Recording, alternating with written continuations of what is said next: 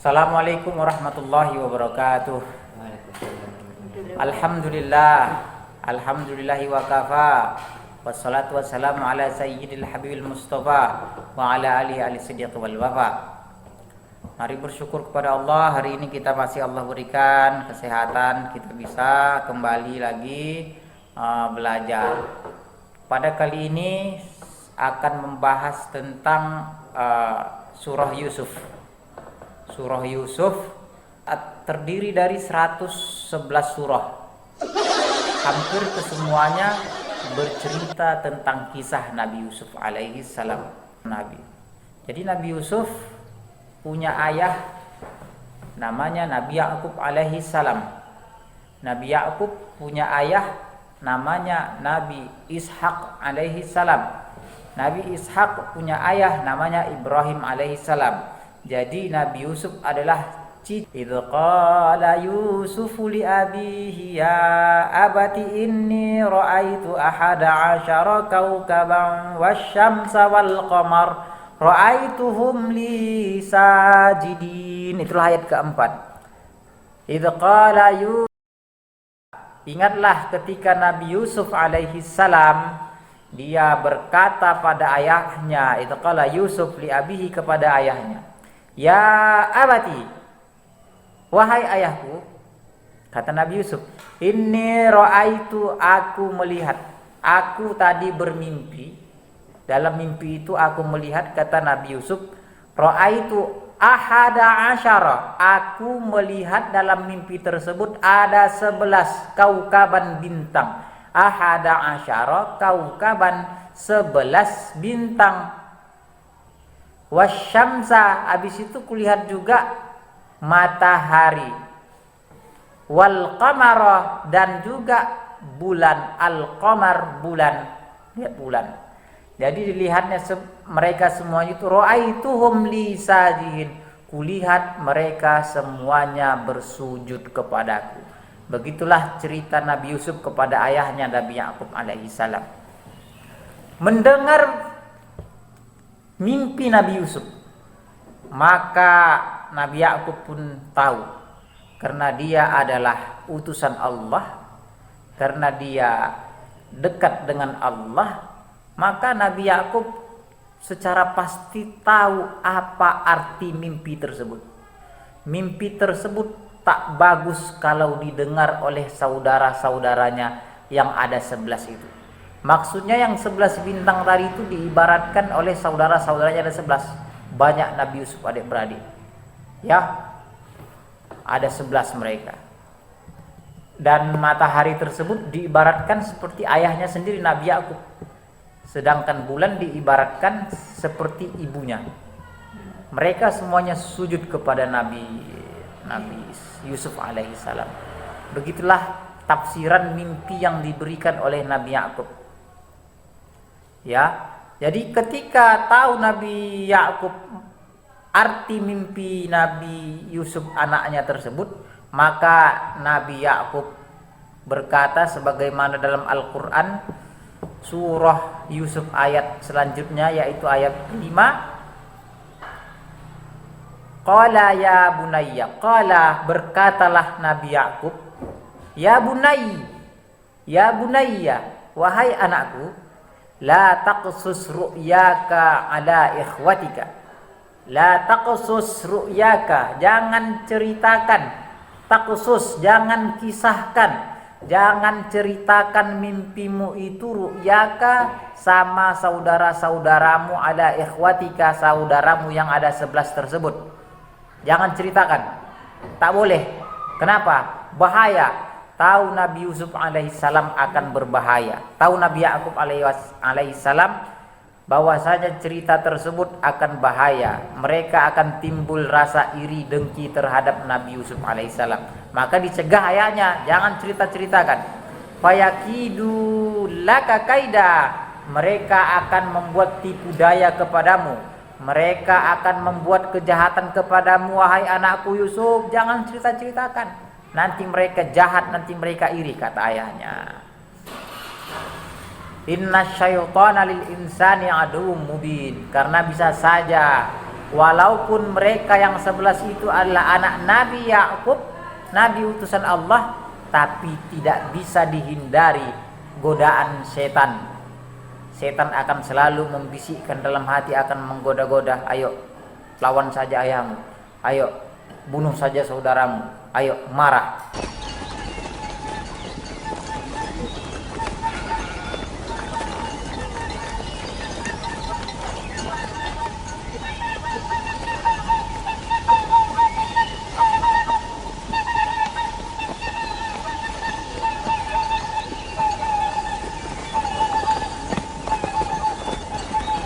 يا للروعة، يا لهؤلاء الفتيان الطيبين والعطوفين.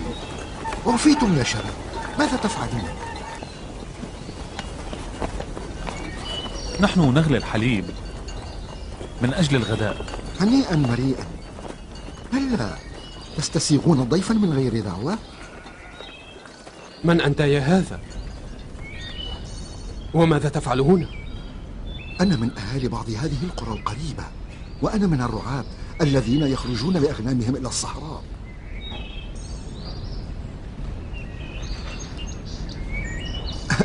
ولكن ما الذي أصابكم؟ يبدو لي أنكم لستم مسرورين لدخولي عليكم. ولماذا نسر؟ أنت محق فيما تقول، فلا أحد يسر لدخول الغرباء عليه، لكنني أصدقكم القول إنني جئت إلى هذه الناحية لأجلكم. لقد استبد بي الشوق للقائكم. وهل تراك تعرفنا؟ بلى، فجميع سكان هذه الناحية يعرفون أولاد يعقوب النبي. إذا لما ذهلت عندما رأيتنا؟ لأنني أبصرتكم في منامي. هل تصدقون ذلك؟ أمس أبصرتكم في منامي واليوم رأيتكم أمامي. أليس هذا غريبا؟ يسرنا أن نسمع، حدثنا عما رأيته. لا أخفي عليكم، كانت رؤيا غريبة لم أستطع فك رموزها. رأيت أنكم 10 إخوة تحملون عرشا مزينا يعتليه طفل صغير، كأنما أنتم جميعا عبيده وهو سيدكم. ثم رأيت الطفل إياه يركب عربة وأنتم 10 بمثابة أحصنة تجرونها، ورأيته أيضا يجلس على كرسي واسع وقد عمد إليكم أنتم 10 وقيدكم بالسلاسل والحديد.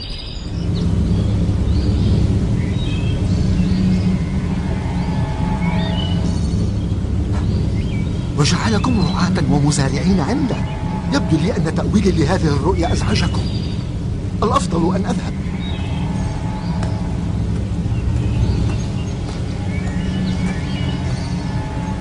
ما أقبح وجهه وما أنتن رائحته. أجل.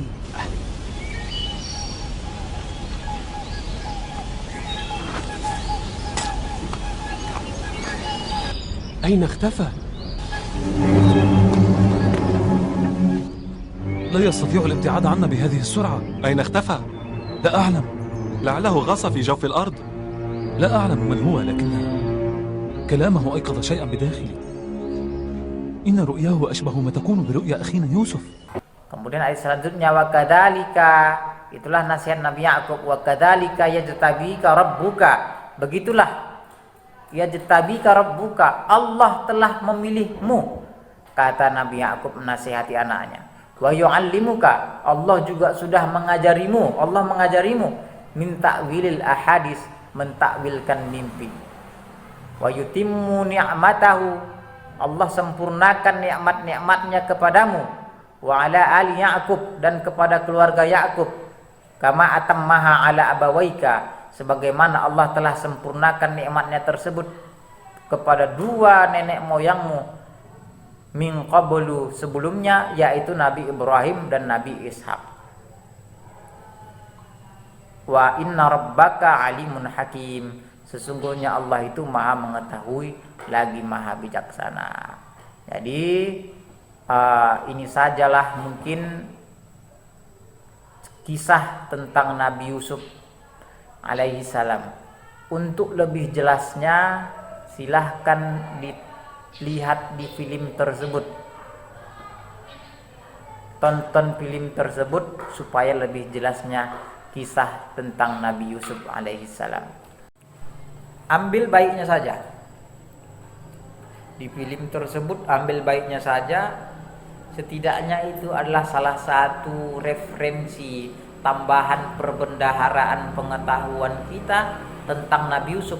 Karena Nabi Yusuf hanya banyak ayatnya dalam Al-Quran, ada 111 ayat dalam Al-Quran, hampir semuanya menceritakan kisah Nabi Yusuf.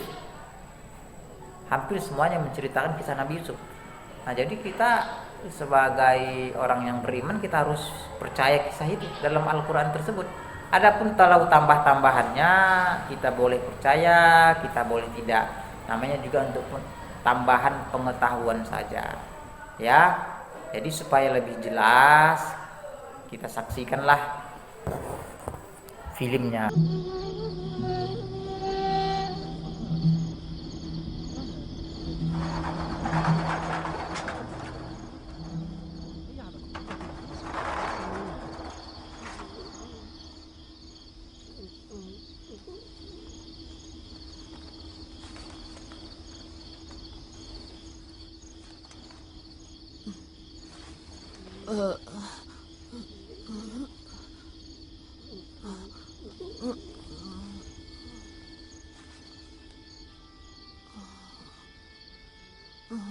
يوسف، يوسف بني، استيقظ، استيقظ. السلام عليك أبي. وعليك السلام يا عزيزي. لعلك كنت تحلم. أجل، رؤيا غريبة، أغرب من التي نهيتني عن روايتها لأحد. حتى لأبيك يا بني.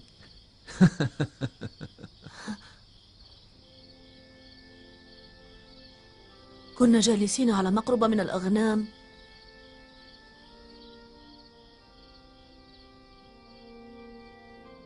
إذ قال يوسف لأبيه يا أبت إني رأيت 11 كوكبا والشمس والقمر رأيتهم لي ساجدين.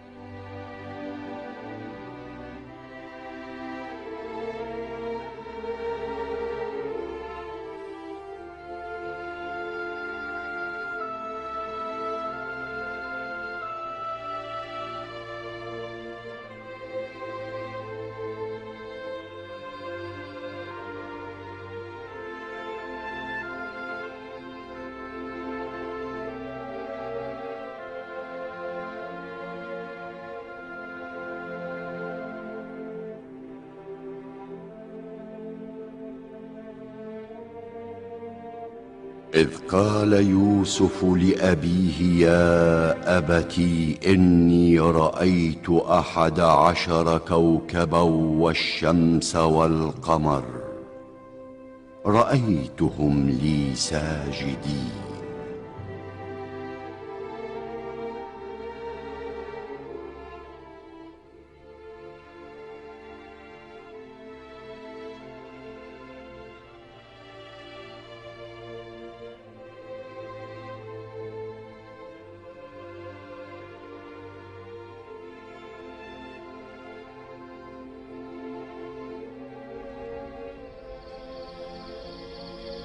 كنت أنظر إلى النجوم وإلى الشمس والقمر حينما أيقظتني.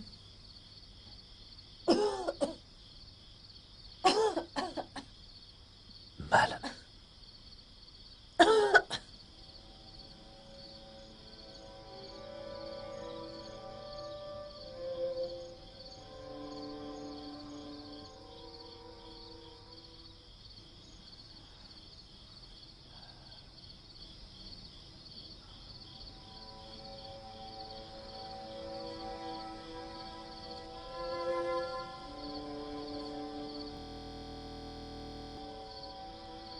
لقد صدق حدسك يا بني.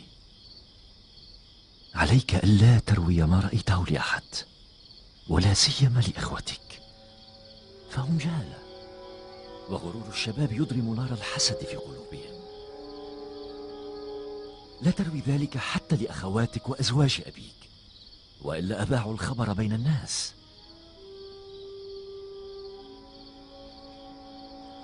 إن الشمس التي ستحني رأسها بين يديك في قابل الأيام ها هي راكعة أمامك، وكذلك سيسجد لك القمر و11 كوكبا في يوم من الأيام. سيأتي يوم تكون فيه سيدا ووجيها بين الناس ووليا من أولياء الله. حينها فقط سوف يسجد أمامك أبواك وجميع أبناء أبيك. وحتى ذلك اليوم لا تقصص رؤياك على أحد، وخصوصا على إخوتك، مخافة أن يتولاهم الحسد فيكيد لك.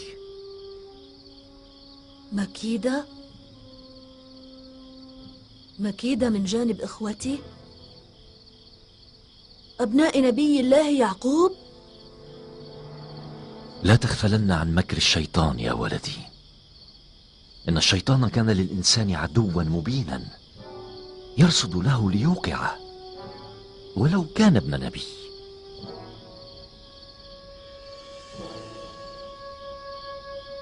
لقد اصطفاك الله تعالى لنفسه، وحباك علم تعبير الرؤى وتفسير الأحلام، وسيتم نعمته عليك وعلى آل يعقوب كما أتمها على أبويك إسحاق وإبراهيم من قبل. أتم عليهما نعمته بأن جعل الإمامة والنبوة في ذراريهم.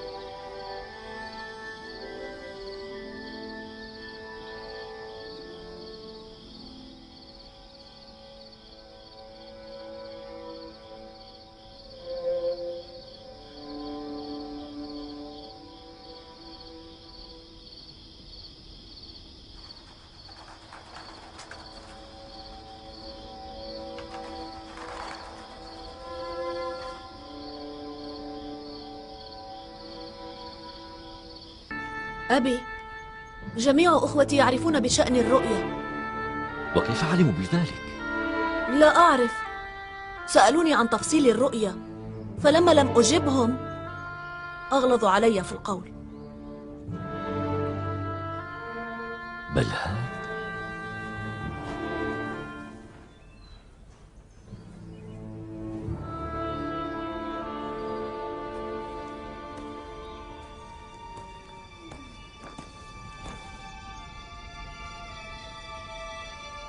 بلها؟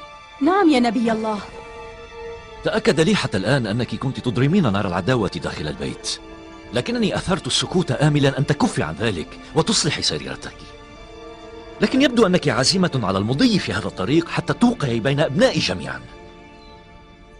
لا أعلم ما الذي يقصده نبي الله بكلامه. أنا بريئة. البارحة بت على مقربة من جناحك، وكان يوسف معي حيث روى رؤياه وفسرتها له. لم يطلع أحد على هذه الحادثة غيري وإياه، ولا أحد غيرك كان يستطيع سماع الرؤيا وتعبيرها. أؤكد لك أنني البارحة ليلا كنت مستغرقة في النوم أنت تكذبين. البارحة ليلا فطنت إلى صوت من داخل حجرتك لكنني تجاهلته. بعدما دخلت الحجرة ورأيتك والأولاد مستغرقين في النوم علمت أنني لم أكن مخطئا. سبق لك أكثر من مرة أن غررت بزلفة وأجبرتها على النميمة، تحرضين دائما يهوذا وإخوته على يوسف وتزرعين الحقد في قلوب أولادك على أخيهم الأصغر، لكنني كنت ألزم الصمت. أحذرك هذه المرة أنك إذا ارتكبت مجددا خطأ واحدا فسأنتزع منك أولادي وأسرحك إلى موطنك في فدان ببابل. هل تعين ما أقول؟ لا لا لا لا لا، أنا أعاهدك يا نبي الله أنني لن أجعلك تغضب مني بعد اليوم، وسأكون لك طائعة ومذعنة. اصفح عني، أنا جاريتك ولا أحد لي سواك. ادفني هنا إن شئت. Teman-teman lupa like, dan nyalakan loncengnya agar mendapat pemberitahuan dari kami.